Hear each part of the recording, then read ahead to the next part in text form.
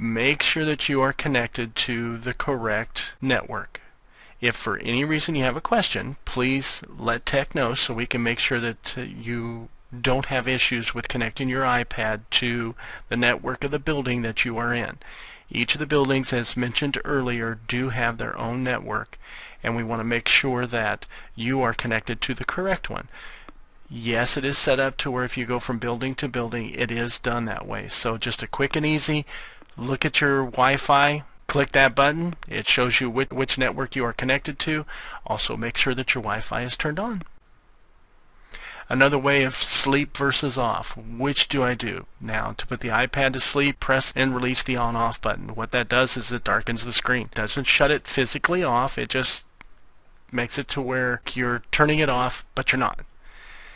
To turn the iPad completely off, you just hold the button down until you see the red arrow appear, like what's here, slide it to the right, and then that physically shuts the iPad down.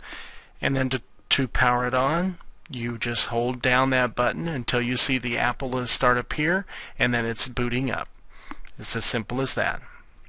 Now, the next slide is a very important one, so if you have a problem with the iPad that it freezes on you, one thing to do a hard reset is to hold the home button and the on-off button at the same time, to hold them both down for about 10 seconds, then let them up, and then that reboots the machine. It's what's called a hard reset.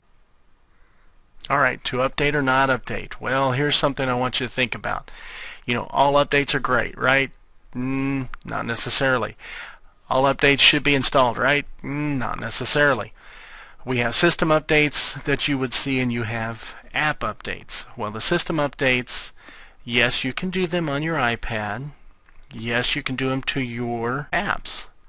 But what we ask on the system updates is that you please wait for tech to know that the update is not going to affect anything. As I mentioned with the Apple TV updates, is that making sure that it doesn't do things to the network that all of a sudden it causes you problems for connectivity, that is an issue.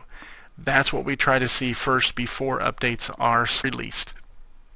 So not always good to do the first new update that comes out, because it usually has an issue with it at times. So just remember, the updates that are for the apps that you take care of, you're the one that manages those. We do not.